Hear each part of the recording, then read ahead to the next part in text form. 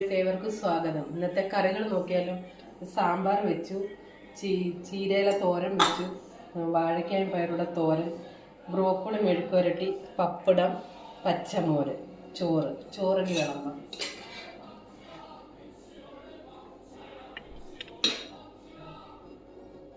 ചോറ് വിളമ്പി,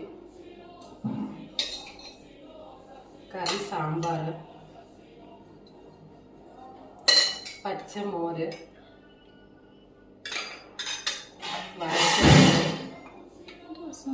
വാഴയ്ക്ക തോരൻ, ചീരയില തോരൻ, പപ്പടം, മെഴുക്കുവരട്ടി, ബ്രോക്കോളി മെഴുക്കുവരട്ടി.